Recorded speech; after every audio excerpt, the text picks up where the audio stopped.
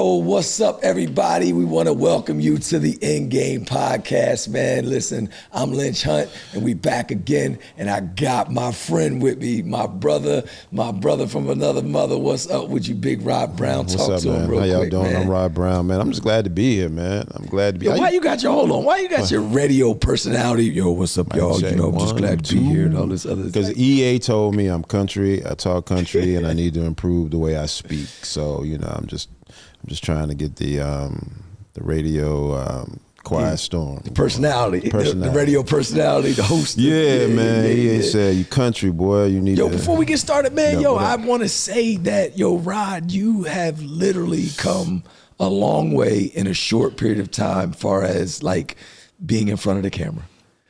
Oh yeah? Yes, sir. I think you've done a heck of a job, man. And I think you just tapped into your CEO, like boss type side to boss up on the camera type, and then to take control over, because the people don't really know, but you come with the topics, and you know what I mean, you kind of lay it all out for them. Busy as you are, you literally find the time to. So I know you're passionate about this because you literally find the time for. They say when you work hard for something you don't care about, it's called stress. Yeah, but they say when you work hard for something you care about. Why he come out? He came out hot, right? Yeah, I just got to come out blazing with the bars. You know what I mean? My man said they needed to pick me up and all that stuff. Not even 5 minutes that's just word. When you work hard for something you don't care about, it's called stress. But when you work hard for something you care about, it's called passion. So I appreciate your passion for making this stuff happen, man. You know what I'm saying? I'm passionate about it because of one of the big things about this show is closing that knowledge gap. We talk about that all the time. And so, and you always talk about, things you're passionate about. You don't need an alarm clock. You don't need nobody to get on your back about it. You just go, right? So, yeah, one of those things, man. So it's one of those topics, too, man. It's kind of got me lit. I'm like, I'm ready to rock and roll. Yeah, man. You had to kind of... you had to kind of put the battery in my back because, I really wanted to go another way. Yeah. Debate about.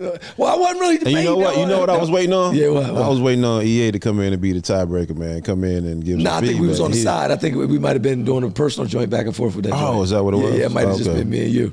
Gotcha. Yeah, but it wasn't. I just, I don't know. I just kind of like the range in our topics sometimes, where we go from one thing to the other, and sometimes we do joints that's just like on one topic and everything. But I love it, man. Let's shoot. Let's get ready. Let's go. Hold on. And on top of all that, EA is here EA? for the mess, man. That's it. Yeah, what? I'm here for the mess. I'm here for the drama. That's what I'm talking about. Yeah, you always there. You like tone the referee. Yeah, you know what I mean? Like, you be over there, you start trouble, but then you want to break it up. Yeah. Like, you know what I mean? Like, I'm hip to you. You're a fire starter, man. Like, I'm the one to take the instigator. One kid's toy and say the other kid took it. Yeah, I'm like, I don't know what happened. Like, one day we're gonna get that camera on you too. Like, you're gonna stop hiding behind it. You know what I mean? Back there on the joint, we're gonna get you a camera. Yep, we need that. Exactly. Yo, but first, man, I got a job. Hey. I got a job, man. I got a job. Now I'm really excited, man. I'm working with an FQHC. What the hell is that, bro? It's a Federal Qualified Health Center. Okay. And I just want to make a plea to every person listening to this. Check out a Federal Qualified Health Center in your area, especially if you don't have insurance or you're underinsured. Okay. That's what they're there for. Okay. The dope part about it, right, when people typically hear about, a clinic or a qualified health center that's propped up by the government, because the government pumps a bunch of money into these federal qualified health centers, people question the level of care. Man, we have atrium doctors. Like our interim chief medical officer is the head of family medicine at Atrium.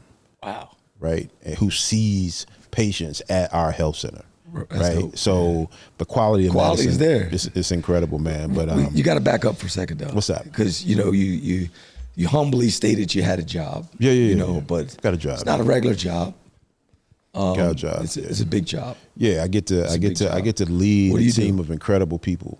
All right, lead a team, still modest. What the fuck do you do? Oh, I'm the CEO. CEO, all right, so you're CEO of this Federal Qualified Health Center. Big money talk. United Health Center. Big money talk. Little louder. Look, I'm the CEO. CEO of United Federal Health Centers, which is a federal qualified health center in Winston-Salem, North Carolina. Yeah. So that's big shit. Give it up for Rob, man. Come on, dope, man. I need the claps in the background, all that stuff. Man. Give it up. It's dope because it's a nonprofit, right? And so, first of all, my first message to the team was, "Yo, we're nonprofit, but that don't mean we non-revenue." Yeah. Right. For sure. So we're blessed to get grants from the government and local organizations that really support what we do. But I want the grants to be the gravy. Yeah.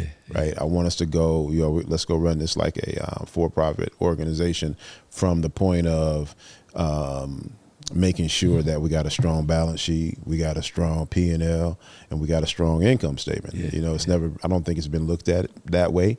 And so, I'm excited because about that. that's what you do. Because that's what you do. Absolutely. Right? Okay. Absolutely. All right. So but the thing is, nonprofit, that's a whole different world. So I gotta, I'm like, let's go 100 miles an hour. And they're like, well, we gotta consider this. Oh, for real? And we gotta consider this for real? Yeah. All right. So, but I'm excited, So man. how does a person like you land that position? So you've been sitting on the sidelines, cashed out, chilling. Nah, I've actually been involved with the organization for several years. In an oversight capacity. I've been on the board. The fuck is all this extra words and shit? It's the words that come to my mind. Capacity and all that. Man, that shit is rehearsed, bro. It's not rehearsed. Words that come to your mind is like, I'm on board or some shit like that. Words that come to your mind. No, oversight capacity. Man, oversight capacity. Do you understand that? Do y'all understand that? Jump I'm talking to the people jump over in. there. EA, jump in, man. EA, referee time, my brother. But anywho, all right, do you ever describe some shit like that? So when you reach I went to Winston-Salem State, he didn't. When you reach a certain level, right, and you have certain qualifications, right. Sometimes, right, you're a leader in the community. You're asked to be a part of a board, right. And then on those boards, most times they have subcommittees and stuff like that people may break it down to infrastructure. Actually, have to run. So I'm just saying, so Rod is just now. So this is a perfect case of somebody getting 10 seconds of fame and trying to stretch it out. Nobody asked him for all the fucking infrastructure bullshit. Wow. All I asked you was, did you? All I said was, CEA, you're not safe. EA, you're not safe, man. No. So EA could actually just take the mic control and just cut me off. No, right? He can't. He really. Yeah, he mess around. He mess around. He'll catch a rock bottom too. Oh, not the rock bottom. Yo, shout out to the thumbnail on the last joint, man. That thumbnail got all kinds of love. Check it out. I see it. Thumbnail gets you up there in the got all kinds of love. Yo, listen, man, we got the dopest team behind the scenes, man. Shout out to EA and all the stuff that he does, man, to make this show possible, man. Y'all make sure y'all show him some love in the comments, man, because listen, if we don't have a dope team, none of this stuff happens, man. So, because I know one thing for sure, two things for certain. I have no idea about how to do the thumbnails and how to put the stuff up and none of that stuff. So edit it and mix it and all. I don't know how to do that shit. So shout out to the people that actually do. You know what I mean? So that's the Sour Patch Kid effect. EA, he come at you hard, then he lifts you up. So that's the coach in me. That's what I do. I rip your ass down, pick you up real quick. You know how I go. No but yeah, come 100%. back to the. What so I was on the board. Do? I was on the board. There so you go. So basically, I was on the board, and then so there's an opportunity to step in and kind of help lead the organization. So I'm doing that from an interim point of view right now. Interim standpoint. Interim is interim. It could be 6 months. It could be 12 months. Whatever it is. So. I don't know. We'll see, man. Cool with, you cool with that? You cool with it? So, I think my job is to kind of come in and level set, the organization and help put some things in place to pass that baton to somebody. And that's where the fulfillment and the thrill is right there in that space right there. Absolutely, 100%. And so I still got a trucking company. Yeah. My point in asking this question is you still got all this shit going on, and then here you are, you're taking this position and shit. So taking a page out of your book, what you just said, shout out to the team on that side. I mean, shout out Reg, Brenda, Sean, because, and it's interesting. And so you never know why you do certain things, but in creating this trucking company, I took a different approach from any other business I've ever done. And I took a bottom up approach versus a top down. Top down is where you're at the top, you start to do everything. You become accounting, marketing, whatever, right? And then you ultimately start making money, then you begin to hire people. I made the investment to start at the bottom by building or creating the team first, and to prop up the organization, to grow it that way, right? Yeah. And so now I'm able to go fulfill, not an obligation, but go fulfill or take advantage of this opportunity over here while I have the trucking company, but I have that foundation in place, that team that's in place that's already real strong. Let me tell you, dope thing that you actually did. So the dope thing you actually did was transfer what you learned from there and kind of brought it over here through principle, but you accidentally did it. I mean, well, all right, no, hold on. Let me say something. It was you did it on purpose, but you reverse engineered it to understand it. So you didn't take a bottom up approach, like because you wanted to let the people feel more involved and all that other type of shit. One, you didn't have to go top down because you had resources and money to actually do it. Right. Two, you don't understand or know all the things about trucking like that. 100%. So you had to go get people who actually did, 100%. Right? So it fell in place like that. So now when you reverse engineer those results, you say, hold on, this approach was dope. Yeah. And, but in hindsight, you took the change the world transformation actual approach, which is simultaneously top down, bottom up, inside out approach, right? And not one at a time. Absolutely. It's, you know what I mean? Which is 100%. Super dope. And man, I can't wait, Rod, to your spinoff. Your personal show comes out where you are actually breaking these tips down and stuff like that, man. I think that if people aren't tuning into that shit, like honestly, I don't know why people aren't in the comments just trying to pick your fucking brain until you tell them how much your coaching costs or something like that. Like I would literally be asking you, I'll be in a DM, I'll be figuring out, this guy's exited companies, he's CEO over here, other stuff, and he's building companies from the ground up over here to exit again. Right. If I knew somebody with that many Super Bowl rings and I literally would be asking you a million fucking questions. Yeah, we're going to talk about that too. We're going to talk about why stuff like that don't happen. Right. Yeah. Because this ain't even part of the fucking conversation that we're supposed to be having. Yeah. Turn that clock on too, so I know when I can pivot there. I need to pivot. So that's a very good question, man. And I don't know where, for me, I don't know where it came from, but getting into, I met with the head of, there's a state organization of FQHCs. So there's an organization, an association that helps the FQHCs throughout the state. Yeah. And so I met with the CEO of that organization. And so she was like, well, you could do this or you can do, I said, no, you don't get it. Tell me what to do. I have no ego. I have no pride. The path to success in this realm. Tell me what to do. And so I don't know why people don't, tap into, people like me, people like you, Max, I don't know why they don't ask questions, right? Because we are more than willing to help them, but people just don't ask questions for whatever reason. So then I guess the next question is, are the people that are watching, are they the wrong demographic? Nah, they're not the wrong demographic. Maybe they should answer the question in the comments this time and tell us why they are the right demographic, and then we can kind of figure out, from there. Well, I mean, we know what our demographic is, right? We know who watches this show. We know who reaches out to us, who are, even if it's a congratulatory, reach out where they say, the show was great. Thank you for this. Yeah. We know who those people are. We know what they look like, right? And they look like us. And we know why they act the way they act, right? And it's systemic. It's programming over years and years and years and years. And so, mindsets have been passed down like absolutely 13, 14 generations. Mm-hmm. Imagine that, you know what I'm saying? So imagine like if imagine, 13 generations ago, somebody told you the sky was purple. That's not blue. That's really purple. And so eventually 13 generations, you know, that when it gets to you, you're like, the sky's purple. And everybody else is like, the sky's blue. You're like, the sky's purple, right? Be it, you know, right or wrong, but that's your right. That's true to you because that's what's been passed down.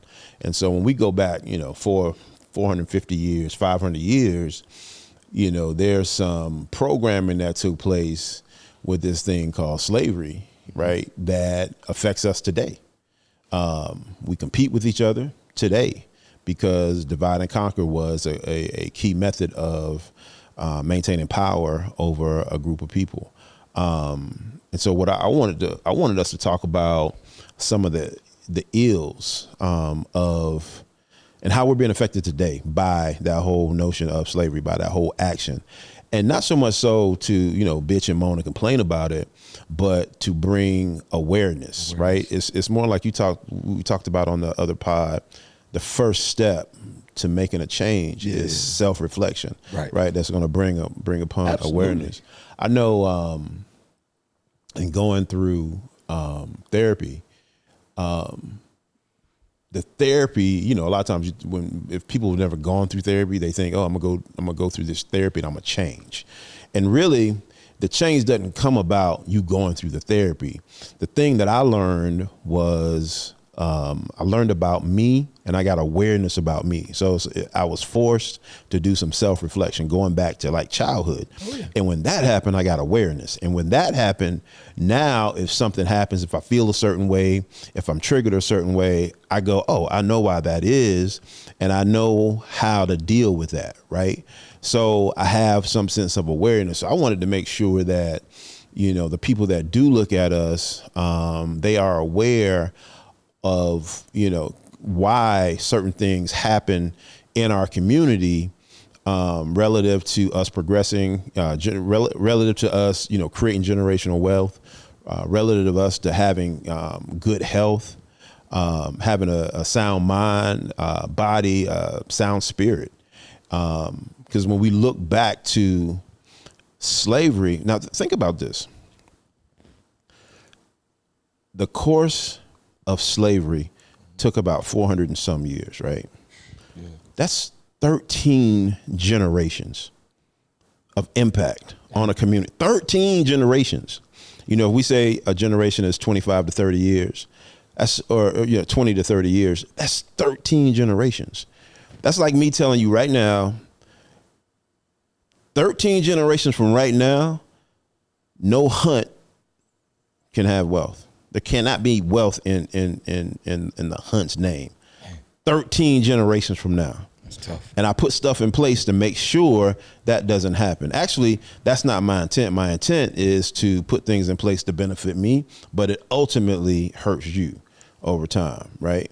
Dang. So like if we start talking about some of the things that affect us right now today that was done 40, 50, 60 years ago, it affects the reason why we don't ask for help, right? We don't ask people for help because it's like, I got to get mine, right? Because, you know, Massa said, you know, he better than you, or you better not let him get yours, or I only got this amount to go around. So I got to conquer and divide. So I'm saying I got to get mine before L gets it. Oh, yeah. And we look alike instead of me going to get it and then breaking a piece off to give to you. And so that happens right now today. And we see that, you know, all the time. So let's take a look at some specifics, right? Okay. So we talk about like the Federal Housing Administration, right? The Federal Housing Administration was set up to create all these. And this happened in like the 30s, right? And so it pretty much prevented Black people from having wealth that's generated by owning a home. The FHA came out with these loans and these big, gigantic housing developments where people could buy low-cost homes, but they specifically wrote into the legislation, if they look like you can't get one of these loans. Now, what did that do, right? So let's say the house costs 10 grand. 20 years after that, let's say the house is worth 250 grand, right? So now there's all this equity in the house. And guess what? If I got a house with that much equity, I can send my kids to school, college. I can take money out to fix the house up. I can take money out to start a business that's going to create more wealth in my family. You couldn't do that just because of the color of your skin. Nothing else. Because you probably could afford a $10,000 house back then, or to pay on that loan for over 30 years, right? But nah, you couldn't do it simply because you were black. And now all of these black people, they don't have the wealth created from that house, right? So we're behind the 8 ball when it comes to that. So the goalposts for years and years. So when people say, you know, you need to pull yourself up by the bootstraps, man, forget the bootstraps. I just want to be in the game with everybody else, because we know when we get in the game with everybody else, we're going to win the game. Yeah. Because of our creativity. Well, I mean, just because you want to be in the game doesn't mean you're going to be put in the game now that you know how the game works. Facts. You still have to pull yourself up by the bootstraps or not. Yeah. Oh, yeah. Oh, yeah. I mean, that's still part of it. Everybody still got to hustle. Yeah. You get put in the game, you still got to dribble, right? You still got to shoot. You got to get back on defense. Yes. You got to do all that stuff, man. But the fact that we were left out of the equation simply because we were black, simply because of the color of our skin. Right. And we built America, you know, that whole, I tried to look at slavery in a different light, right? Do you know how, like, if you try to pull that off today, right? The infrastructure, the logistics to get millions and millions of people from one continent to another one, it was like a massive undertaking. So these white folks were like, I got to get my money back. Yeah. You know what I'm saying? Because it wasn't. Think about it. Slavery wasn't like, oh, okay. It took a long time to take a boat to Africa to load that boat up and to bring it back here. So it was like expensive. It was like, that was not easy. It was not an easy task, right? So white people were like, I gotta get my money back. And so then when we got here, the thing was, it wasn't so much about slavery than it was economics, because it was more about free labor.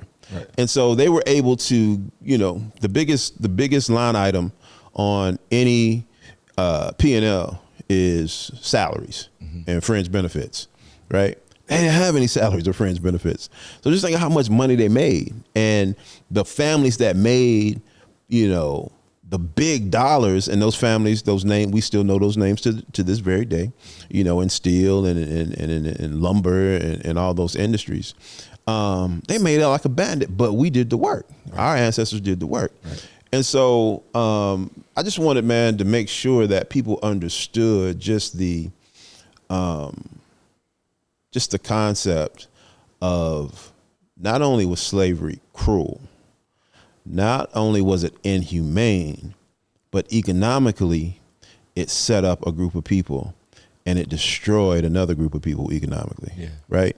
And so I just wanted to make sure that awareness existed, and not so, because we tend to focus on the cruelty, which is it was definitely a very, very cruel period of time.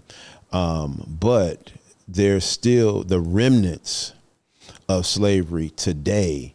I think it's just as cruel, because we're sitting in a place where there's still discrimination that happens, right?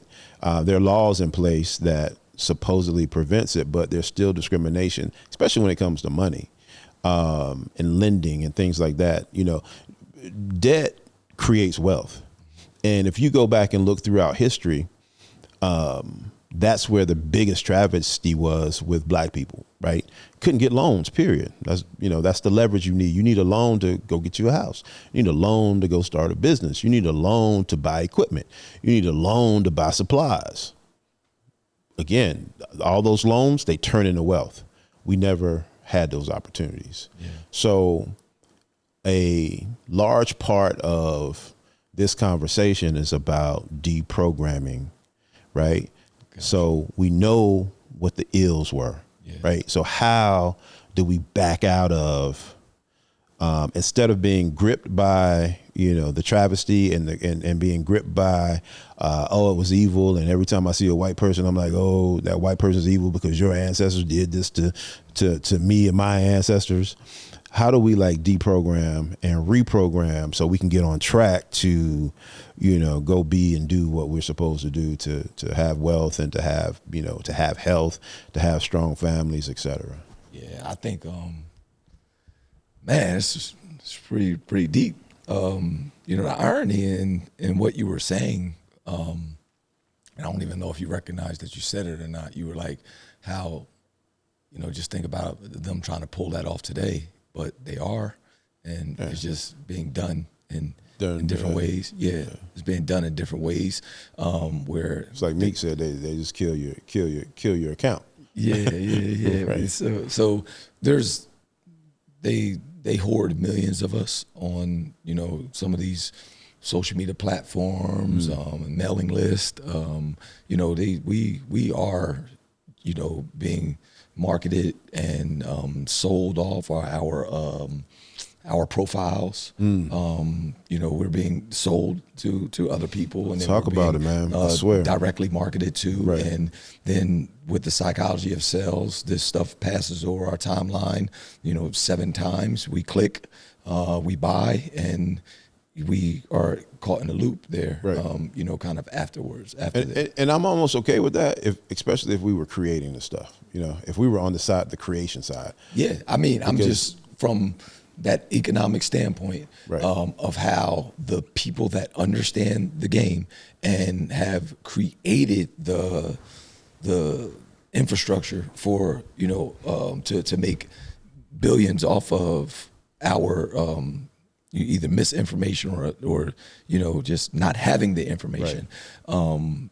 They have to get their money back. What about the prison system? For making that? Oh yeah. All like the prison system is, you know, of course, a direct pipeline from what you're talking about with the Fair Housing Act, basically. Yeah. You know, since that wasn't fair, and I guess you got the particulars to that, since they put us in, you know, communities where we had to kind of scrounge for things. Yeah. It created, you know, the crime and the cesspool for, you know, drugs and, you know, all that stuff in which they brought into our communities. Yeah. Right. Yeah. So I heard somebody say, I ain't never seen a poppy field in Brooklyn. No, ever. or in Jersey. I ain't never seen a poppy field or a gun factory. Right. Ever in Jersey. Yeah. And so this stuff was, you know, kind of implanted, you know, into the communities. And, you know, that's what we use to barter and trade and to boost our, you know, economic, you know, stature, right? You know, so to speak. Right. You know, then we are, you know, subject to, you know, though we break laws to do that. You know what I mean? Those stuff is against the law, and this is how we start to feed the prison system because it's actually against the law. So we set up for failure from the rip. And the laws were put in place though to still mimic slavery, right? Yeah, it's absolutely. Like, okay, right. Yeah, so it's like, okay, yeah, you free, but if you do this, if you trip over a stump, we're gonna lock you up, and then and you become a slave, and you become a slave in prison, right? Yeah. Because we can put you to work for $1, right. $1 an hour or something less than that. I read what was it, 13th Amendment? Yeah, I read that. What's your take on reparations? I mean, you know, we gotta get. I'm sorry, we gotta definitely get back to the deprogramming. But what's your take on reparations? Yeah, I think once we cover all this, we could probably swing back around to deprogramming stuff. But yeah, I mean, of course, like. People are used to trying to, you know, get their own, you know, that are hunters and gatherers. Mm-hmm. You know, we're not sitting around waiting for somebody to give us anything. Right. But yeah, if you know, that conversation takes place and you know they pass a law, they want to give out some money, then we're here, you know, to accept whatever they want to give us if we fall in line for it. So a reparation is something that repairs damage or wrong. Yeah. Right. So first of all, there would have to be someone would have to admit that something was done wrong. Yeah. And then it's like, okay, well, we want to repair what we did wrong because, I mean, I don't even know what the economic impact of slavery was, but it, you know, from the side of getting money and from the side of preventing another group of people from getting money, it has to be in the trillions of dollars over that many years, right? So a reparation would be the thing that tries to repair Generation 13, right? From, or help I guess equal the playing field. Yeah. For Generation 11, 12, and 13 from things that were done to Generation 1. Yeah. Right. And so, what do you, does that make sense? Is that fair? Is that unfair? You hung up on somebody giving you something, ain't you? Nah, I first of all, I think it's fair. How many? It ain't gonna be fair if you don't get none. Yeah, it'll be fair. Yeah, okay. If somebody gets something, oh yeah, it'll be fair. Yeah, so they supposed to they having this talk in California, right? They talking about giving $1 million to a certain amount of people who I guess fit the criteria or whatever. Right. That will impact for the reparations. I don't know, the particulars about the stuff. You don't care because you light skinned. That's why you don't care. Nah, we talked about this before. Like the San people actually hold the oldest DNA marker, and from Africa would hold and they look like me, so they hold the oldest DNA marker. I need receipts. Well, you're gonna have to look it up because it's shit that I know that you ain't studied. I need receipts. Because a lot of the shit that you studied was in the book that they gave you. You heard what I said, right? Facts. You heard what I said? A lot of the shit that you studied and you pulled from is from the books that they gave you, and I had to go dig for some shit. The light skinned Africans. Yeah, information is in the books that is in what books? The ones that they didn't give you is the books that I actually looked in. Oh. And then actually when I read them, where you read black, I read white.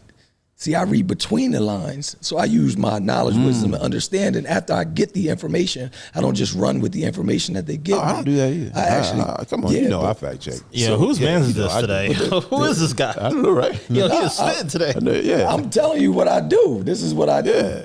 So I actually read and go dig into it. Well, I don't give a fuck about none of this shit because I actually studied like universal laws. Right. So remember, principles govern laws and laws govern the universe. So when a man has a law that we don't agree with and they've been rocking with for 400 plus years, and they made up some shit to keep them, to oppress somebody, then I know that there'll never be harmony there. And there will never be harmony, when people don't want to admit to something. So you actually have to create that harmony in your world first so that you can do the things that you need to do. So you're saying focus on my harmony and forget reparations. That's what we're saying. Well, I mean, Rod, you are very successful. Max is very successful. Jerome is very successful. Sherrod is very successful. I'm just naming people that are in our mastermind group, right? Yeah. Adrian Smith is very successful. Dion Clark is very successful. People that are in our super tight circle. None of us were sitting around saying, when we get reparations, we're going to be super successful. Facts. All right, cool. I knew you were going to bring this up. I'm ready. No, I don't. I knew you were going to say that. I didn't give a lot of thought about none of this stuff. Right. I'm just trying to reverse engineer how the guys that are in our mastermind got super successful because it had nothing to do with reparations. It had nothing to do with people, us sitting around at a table. You sound like them, man. You sound like them. No. That's what they say. They say, pull yourself up by the bootstraps. And they say, look at Adrian Smith. Plus they say that. He did that. You can go do that. Well, let me tell you something. Adrian Smith, right, had to make decisions based off of the thoughts that he had going in his mind, based off of his self-image, based off of the law of him being the law of his vision. Right. He had to make, and so did you, and other people who never get past go, who can't change their self-talk, who can't do what do they call it? Affirmations to change their mindset and things like that. There's many things that I just had a conversation in one of my DMs real quick. Lady asked me, she said, how do you deal with the statements of like never, when you say like, I'm never going back, or, never this and never that, when you say never, the attacks are going to come, and all this different type of stuff. I told her, the attack's going to come anyway. Period. And I said, if you, so what you supposed to believe that you not going to be successful because somebody told you to not say never. Right. Yeah.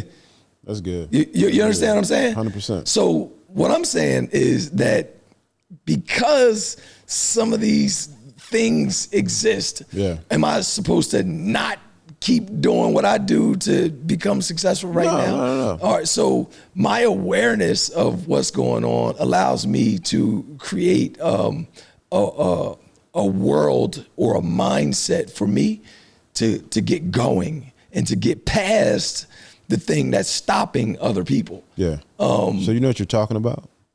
In multiple forms, not just the traditional sitting in a classroom. You're talking about education. Absolutely.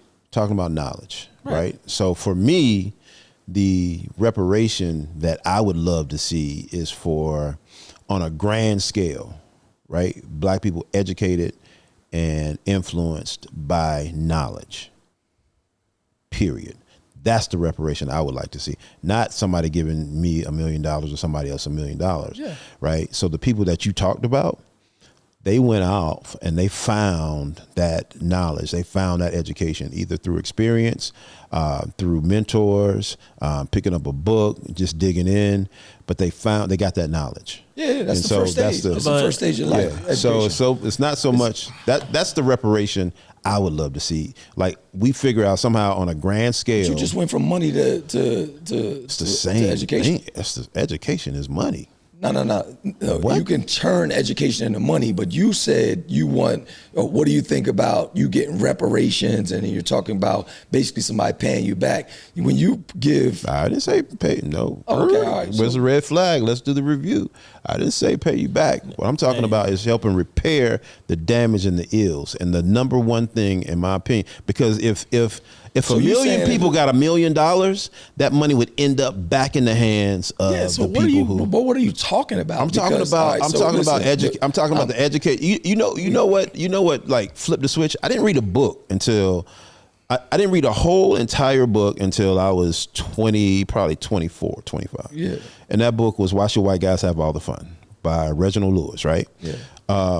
That book changed my life, literally. Because I read it, first of all, cover to cover, and then I had never seen or experienced anybody like a Reginald Lewis. That book changed my life, and that was the first book I read in my mid-20s, right? So that was my catalyst for education and knowledge and seeking knowledge and understanding.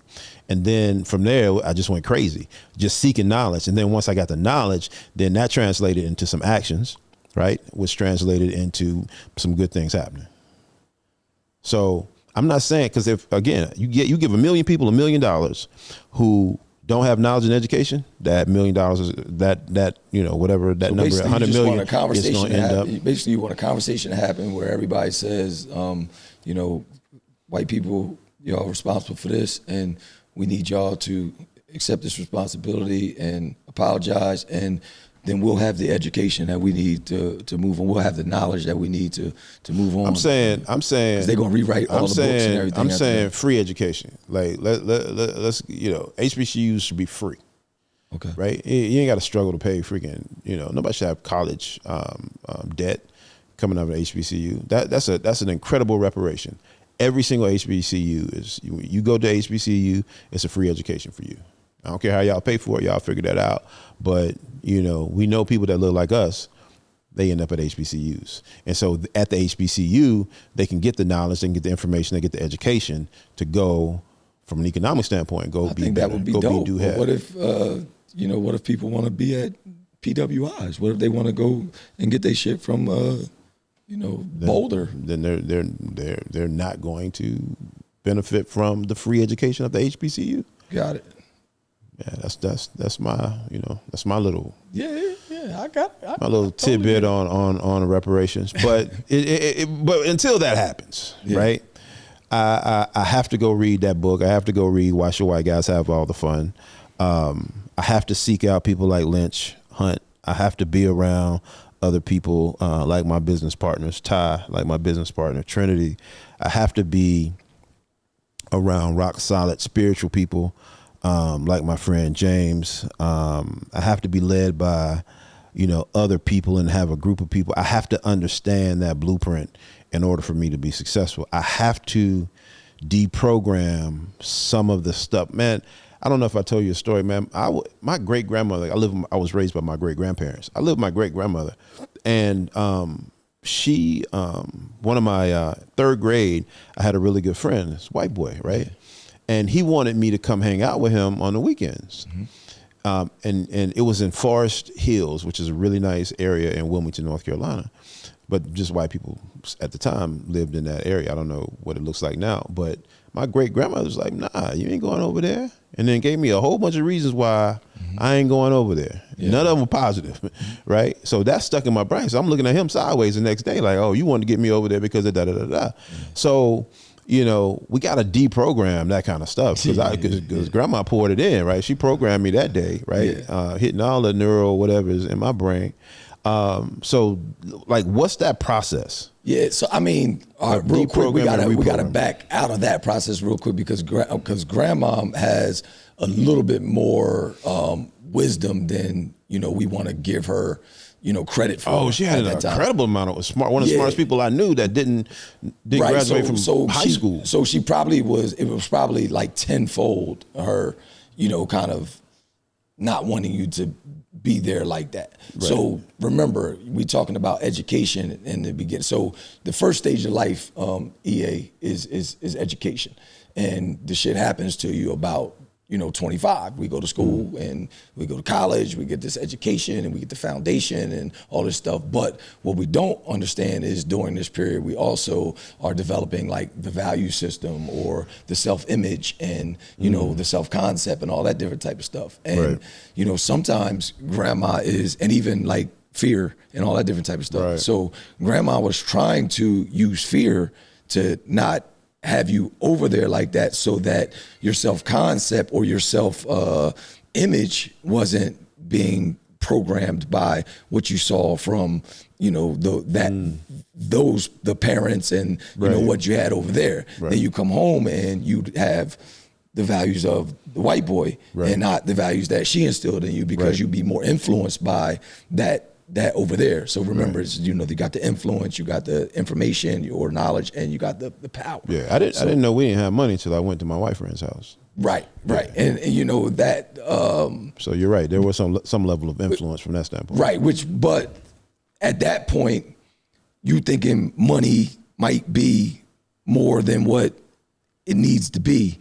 You know, at that point. So when you start thinking, you know, money, then you're not sure what you might do for something that you think you don't have.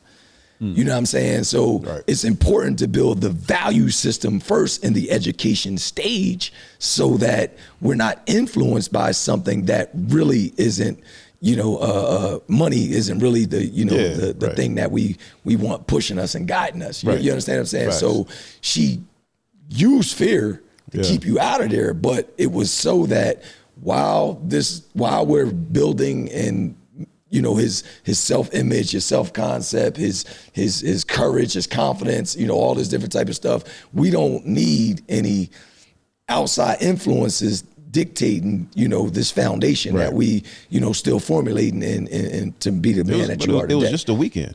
Yeah, no doubt. But once you are not in the sights of grandma anymore, then who knows what's going to happen. So you don't know what's going to happen. The other way around, when Mamie or whoever she was reared the white kids, Mamie could program the white kids the way she needed. And then that's what started to help us, you know what I'm saying, an Underground Railroad and stuff like that. You understand what I'm saying? Right. So like little stuff like that, if somebody took, man, I don't want that black lady around my kids, my grandkids, y'all better go find somebody else. Black fact, your ass gonna stay home and watch these kids. You understand what I'm saying? I got it. So anyway, I say all that to say, you know, we literally have to start to understand what type of education that we need to formulate our own self-images and self-concepts and like you said, our self-talk or mindset and, you know, and things like that. Because,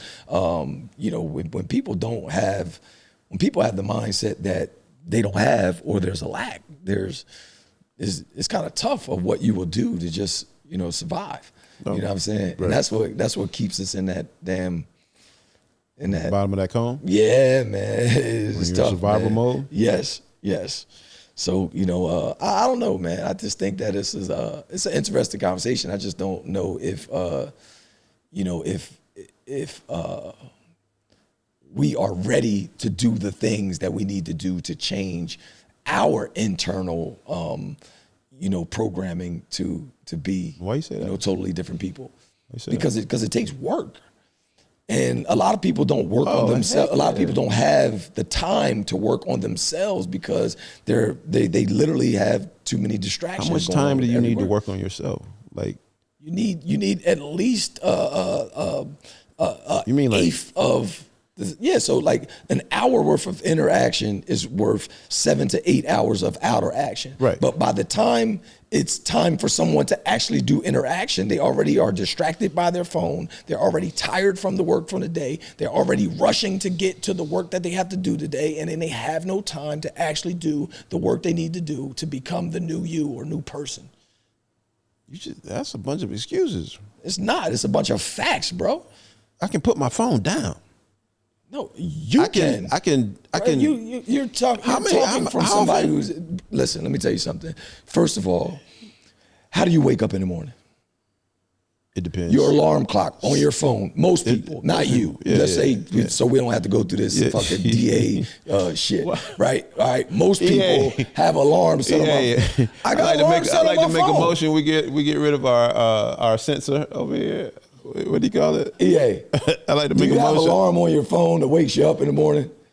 Okay, you're not on the stand, so you can answer this question truthfully, and it's fucking shit won't be used against you in the court of law. I'm not ashamed to using an alarm clock. All right, cool. What I'm saying is the first thing we reach for, EA, is our phone. Okay. Yeah. Okay, now, I'm saying that for a reason, because of repetition, right? We reach for the phone, but we also have notifications on our phone when we wake up.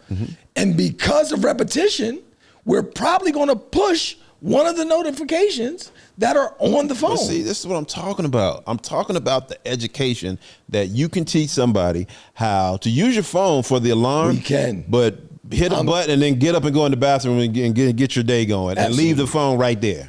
Right. Now, so that's the form of the education that I'm talking about. You are absolutely right. But what I'm saying is that because of repetition, the body knows how to do something better than the mind. You don't want to press that button, but because of habit, because of repetition, you press it anyway, Rod. Right. It's not as black and white and easy as it seems, and it's fucking hard work.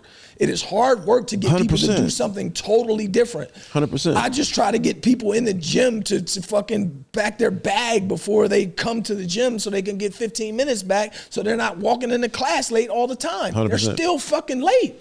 Yeah. That's small shit. Right. So after a while, I just have to be numb to it and say, class is not going to start till 9:05, bro. Because people don't want to do the things that they need to do to deprogram and reprogram and work on themselves to get a little bit of time back. That literally buys you some time. This conversation is kind of triggering for me. I'm just assessing what you're saying, and I'm like, damn, yeah, I'd do this. It's absolutely correct. All you got to do is think about every place in your life where you want to do better at. And then figure out why. Like, why do I keep choosing French fries? Now you want me to fucking, you want me to say affirmations when I wake up. You want me to write in my journal. You want me to do all that. Because I'm telling you what you got to do to deprogram and reprogram. But does everybody know that though? Right? That's all I'm saying. Does everybody know that?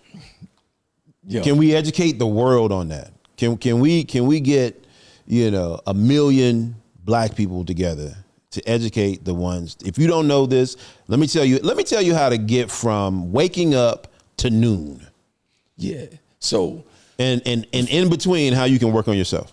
All right. So for anybody that wants to deprogram and reprogram themselves, the easiest way, the fastest way, and the best way to deprogram and reprogram your subconscious mind is to do it when you're in the alpha to theta state. Okay. All right. You're in this state a couple times a day.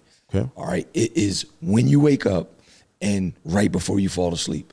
If you have the right rituals, when you wake up and when you fall asleep, then you basically can take advantage of the most opportune time to put the words and pictures in your mind.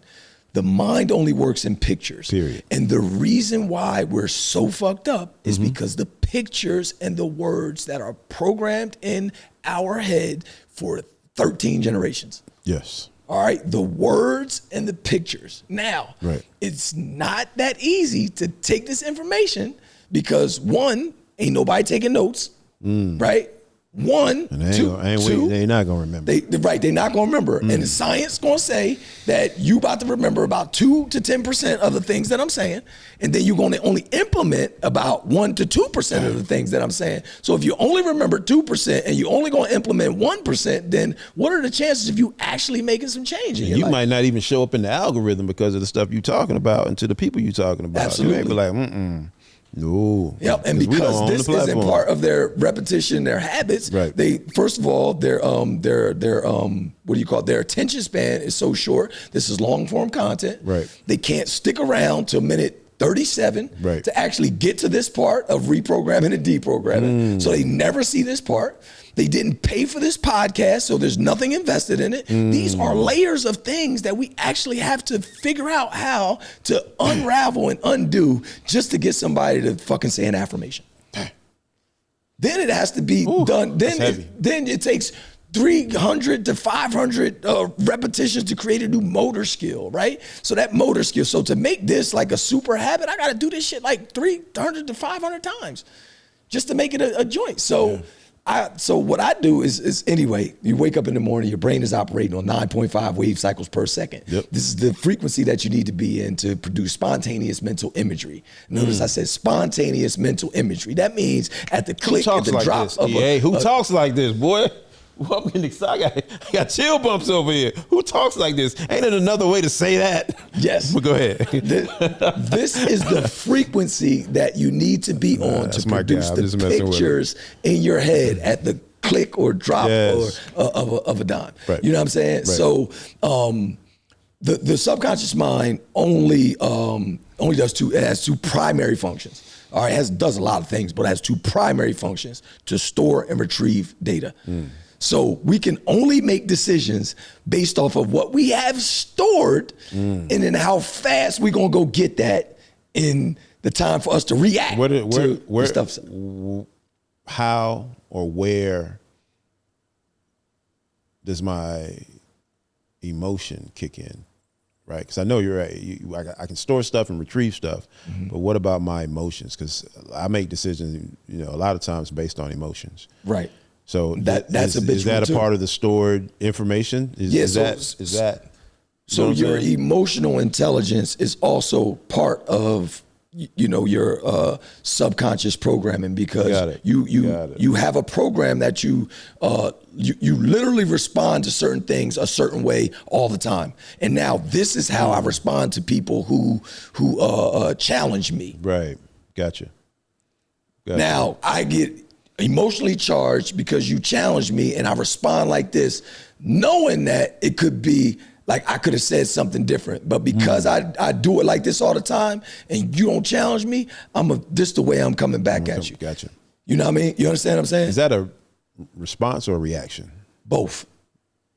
Okay. So my reaction is just another way to say how I responded. Gotcha. Now, react and proact is the opposite word. Right. Re is after, pro is before. So for us to be proactive, we gotta be able to process those emotions through a filter, which says, yo, I do feel like this, but I don't have to act on the way I feel. Right.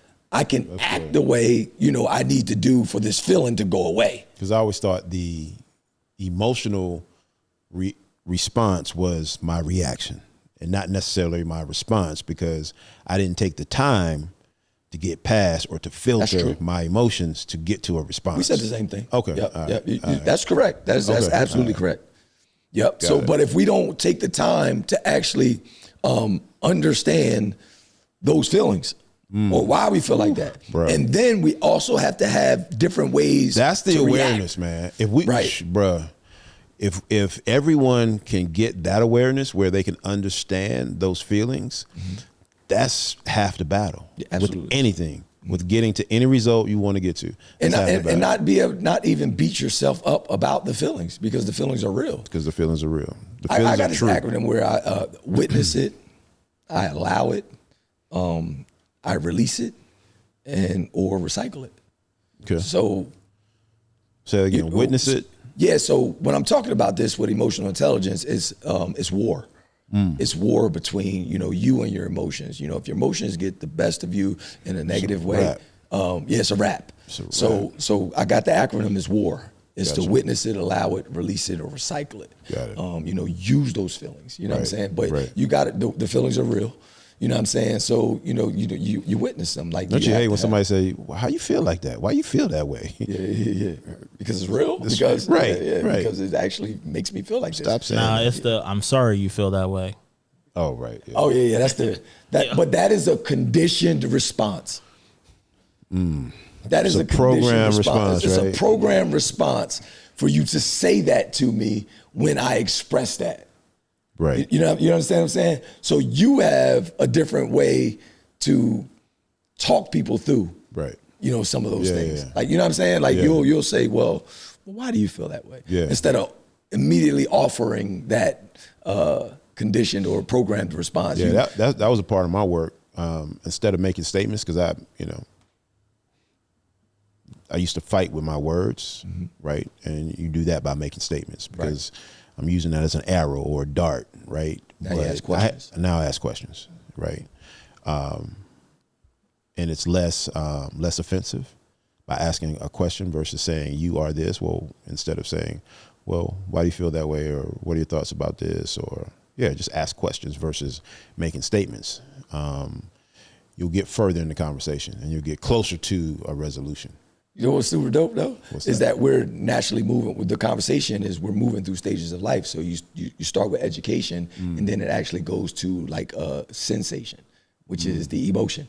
You know what I'm saying? So you move from because we get information, then we start to believe certain things and all that stuff. And it moves to, an emotion or sensation, which gives us the next stage, which is the experience. You know what I mean? Which is pretty dope. And then we kind of rocking off of experience. And that's why our self-concept is so important.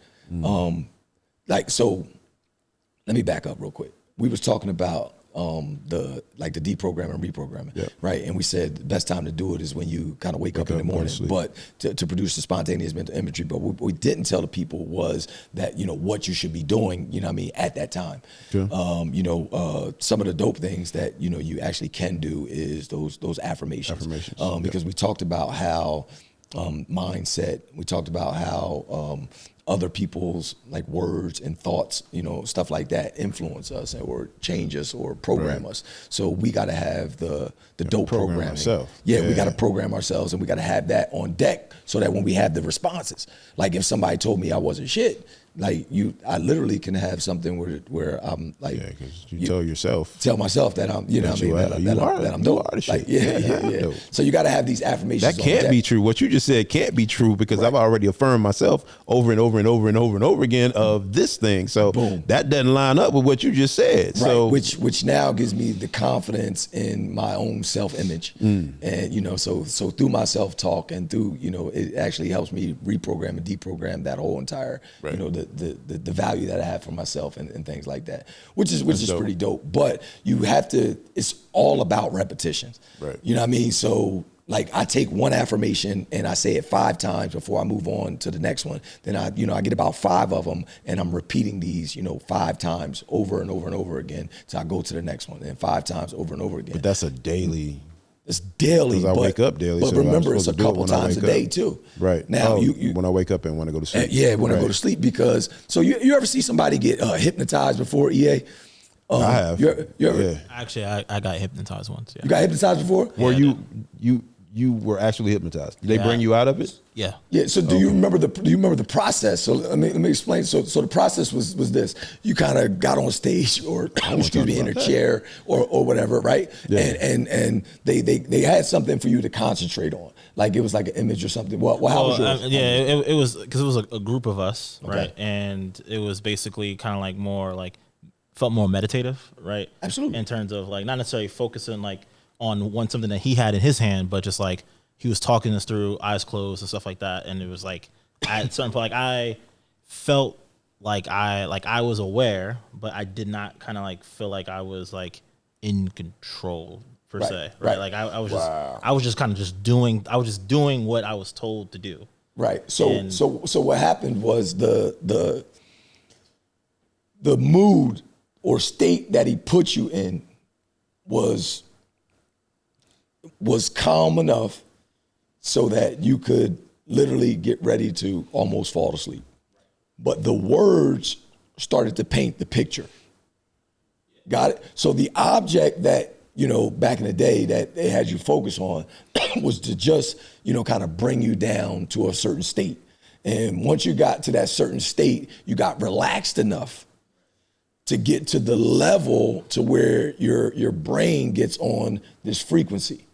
So now the words start to, like influence and kind of like I was suggestible, like, like I was susceptible to what he was saying. Absolutely. Yeah. Yes. So what I want to know is, once you're there though, are you susceptible of other voices too?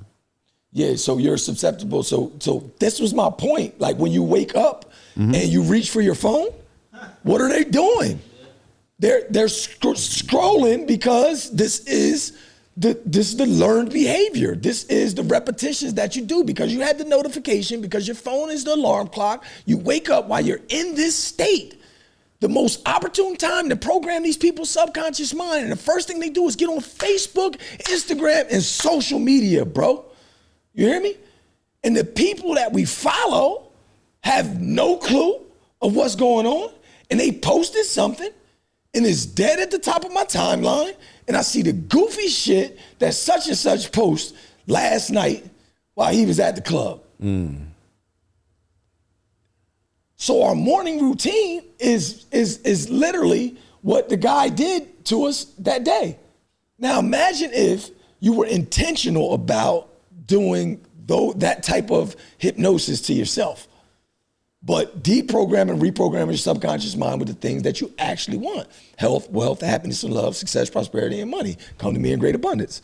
You understand what I'm saying? Right. If we were intentional about doing this stuff every single day, we would literally put ourselves on a frequency to attract health, wealth, happiness, love, success, prosperity, and money. You do this enough times, then you won't keep choosing French fries. So is this the work you're talking about that you say people don't have time enough to do? This is the work that we're not even programmed to do. So we're open to it because people get to a certain level and start to get certain information. We start to get certain books. We start, things that come across my timeline is different than things that come across some people I know timeline, right? So that information that I'm going to get from the way I consume social media is going to be totally different than the information that other people get because of the way they consume it. Go ahead. And the one thing I do remember too, right, is that when it comes to like hypnosis and stuff like that, is that you have to kind of like not necessarily believe it, but you have to be able to like be open to it, right? To open to the possibilities, right? Absolutely. And because on the stage, the guy probably told some of y'all to get off, some of y'all get out the way because you can't be hypnotized. Yeah, like that did happen.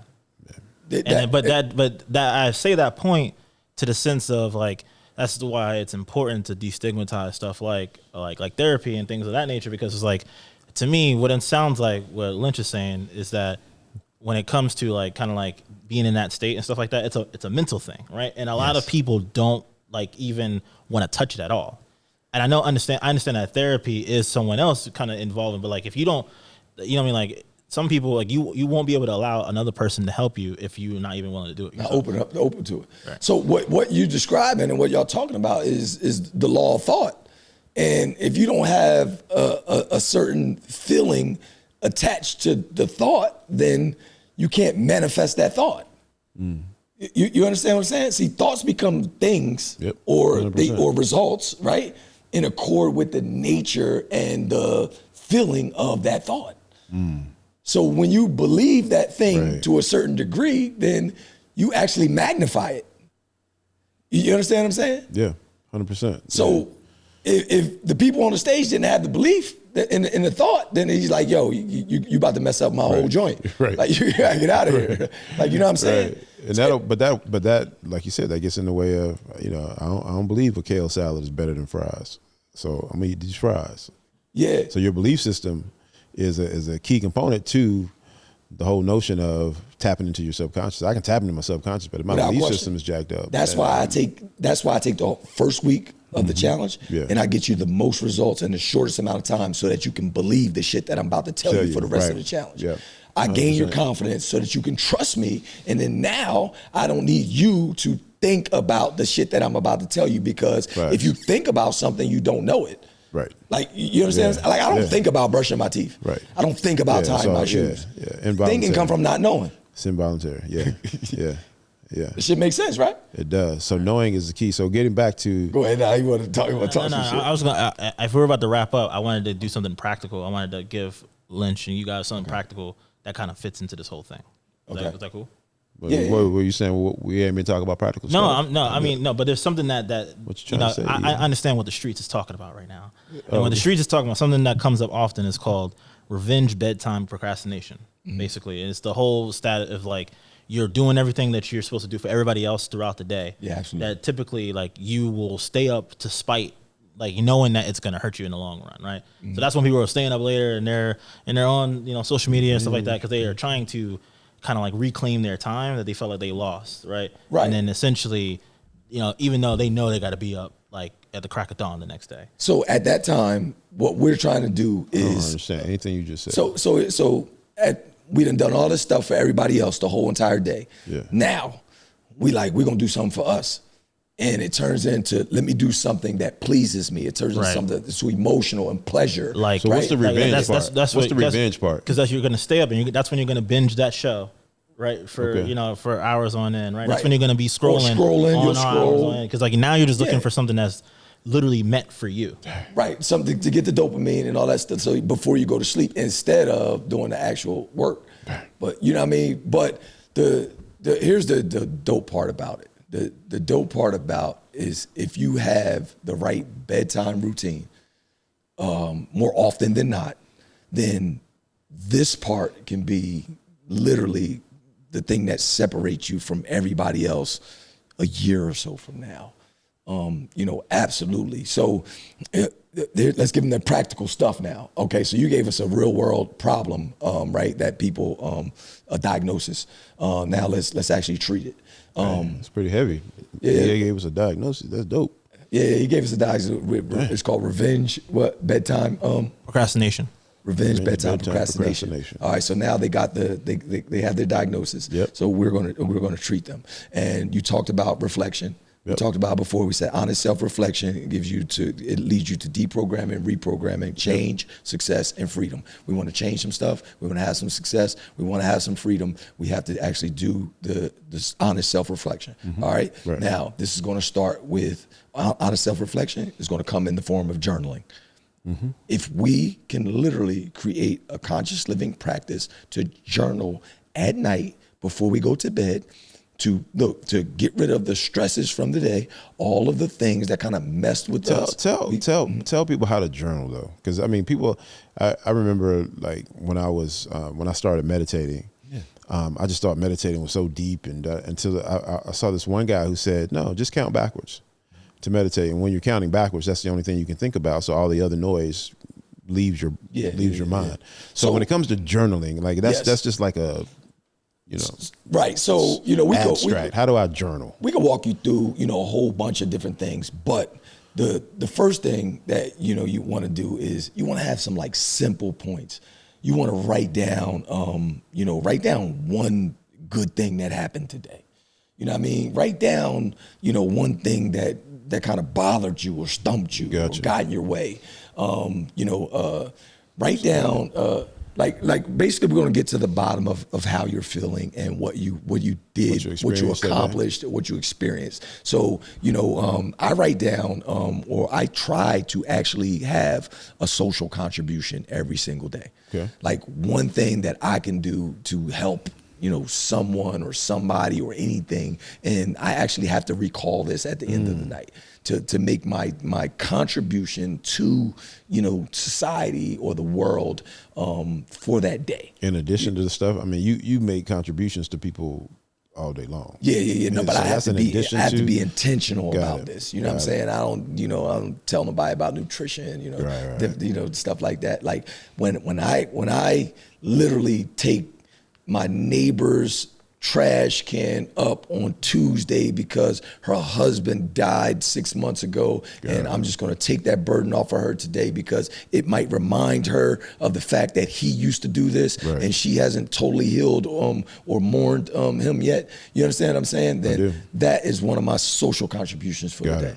You know what I'm saying? And I feel good about, kind of writing that down and contributing that to the people. Gotcha. But something. So write down something. Things. I write down something that made me feel good. Mm-hmm. Write down something I'm struggling with. Yes. Write down a particular goal that I have for that day. Or So one thing that I do at nighttime. So right now I'm on something called what I like to call the progress principle. And I be taking shit and remixing it and re-rocking it, you know what I mean? Right. Because, I'm just an engineer like that. Right. And with the progress principle, for me, I don't do like a laundry list. You get a whole bunch of personal development coaches and they got you doing this to-do list and all this other type of shit. But I get people to actually write down one thing that they're going to accomplish tomorrow. Yeah. Like just one. You know what I'm saying? And if we do that powerful. every single day, that's powerful. We got 30 things done at the end of the month. That's powerful. That's one of the things that, like, with this new position. So I looked at, like a strategic plan, right? Mm-hmm. So we created a strategic plan for each department for the rest of the year, and we just said three things. Mm-hmm. What can we do to increase revenue in your department? What can we do to reduce expenses? Or what can we do to improve the patient experience? Love it. Three things. That's it. That's all you got to. That's all you got to focus on the rest of the year. And then, going forward, it's like, in our leadership team, we have these leadership huddles, and we talk about what you accomplished last week. We talk about one thing that you're going to accomplish this week. And then, we do that every single week. So one thing a week, like what's one thing a week you're going to do to move the needle? If you do one thing a week, every single week, that's 52 things you did to help move the needle.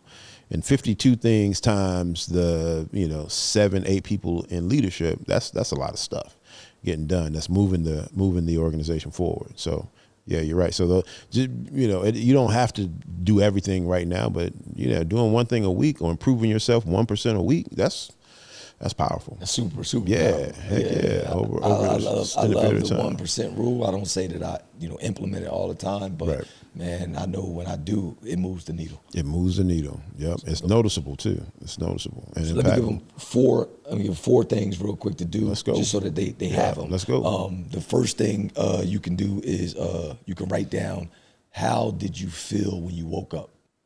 You got that one, EA? How did you feel when you woke up? Now, we talk about this all the time because we talk about frequencies and stuff, and we can get into that later on another time. Right. But if you want to find out like what frequency you're vibrating on, because you're going to attract everything that that's on that frequency, then you need to know how you're feeling every day when you wake up. Yeah. You know what I'm saying? Right. And for us to intentionally raise that frequency, then you're going to have to do some of the things that we teach people to do, which is pretty dope, right? Right. So I did already tell you to write down what went well today. Yep. You know what I mean? You're writing that down. Here's a good one, Rod. You'll love this. Today I learned, or what did I learn today? That's pretty dope, right? And here you can write down, the best part of my day was. That's pretty dope. Yeah. So if you could get them four things right there, like you'll be a master journalist, like literally like overnight. You know what I'm saying? Because you know how long it took me to like, yo, bro, before we go real quick, I'm just tell you, like, my journaling consists of like almost everything when I first started. It was just like write down anything that comes to your mind. Right. You know what I mean? You got a manuscript. Bro, I'm telling you, I literally had a composition notebook next to my bunk in jail where I would write down, like I got so dope where if I dreamed something, like I would literally wake up out of the middle of my joint and be like, yo, this is what I was just dreaming right now. Like, blah, blah, blah, blah. Like, you know what I'm saying? Like, yo, I'm telling you, I was on point like a sniper. Still got that? I got a lot of that stuff. Wow. I got a lot of stuff that, man, I can't wait to the Amazon Netflix documentary. We pull all these receipts out and it's gonna be like, yo, my man is solidified truth. He's been doing this shit for forever. But yeah, those are 4 things EA, you know what I mean, that they can do to journal, to get them out of let me give me that diagnosis again, real quick. Procrastination, sleep at night. Revenge, bedtime, procrastination. Revenge, bedtime, procrastination. I just gave a cure for that. We don't need to fact check that. It came from EA. We don't need to fact check. I fucks with EA. It came from it came from a .org. It came from a .org. That makes it legit, right? It came from a .org. All right. That's what's up, man. That's good stuff. So we gotta bottom line, man, we gotta deprogram ourselves for the crap that happened 13 generations ago, man. We just gave him a couple little joints real quick, not the full scope, but we gave him the affirmations. We need a month of this. We got a whole month of this, not 62 minutes. Honestly, I ain't gonna hold you. Like this is what I do with personal development. If they got some bread and they want to do it, they can go ahead and hit me up. We ain't going. Y'all got enough just now. Start with that. They're gonna be in my DMs like, yo, ask them this next time because they always answer you. They get a little piece. Too much, too fast. You overdose, though. You know what I'm saying? That's for the streets. Yo, look, he did it again. Yo. Hey man, too much, too fast, you overdose. You know, that's it, man. You gotta learn how to. Remember, I told you the dope can't be more than 9. Can't be more than 9. Can't be more than 9. 10 to kill him. See, I told my man kill the customer the other day. I hold on to everything. Now I'm talking about you quick learn too. Quick study. That's it, man. How you feel though? You know, man, I feel great. I feel great, man. I feel rolling up and down the highway, rolling up and down the highway, man. Waking up at 3 o'clock in the morning. Waking up at 3 o'clock so I can still get that workout in. Because that's not an option. It's not an option. So I had to just adjust and waking up with the alarm clock and leaving it so I don't look at the notifications so they don't affect my spirit in the morning so I don't come in there all jacked up. So yeah, man, just trying to be a student of the stuff we talking about, man. It's dope. That's it, man. So about to get out of here, yo. I think that's it, man. EA, you good, man? Your spirit right, EA? I get a thumbs up from EA. Man, we want to thank y'all for tuning in to the End Game Podcast, man. Please go like us, share us, go give us a 5-star wherever you listen to your podcast. Check us out on YouTube. Man, give us some feedback in the comments. Ask us questions in the comments. We take a look at those comments. We appreciate you, and all we ask is that you pay attention. That's the bounty for rocking with us on the End Game Podcast, man. We appreciate you. I'm Rod Brown. I'm Lynch Hunt. And we out. We out of here, y'all. End game. You know what it is. End of the game today, baby. Not the rock bottom. No, I'm talking about. Boom. Yeah.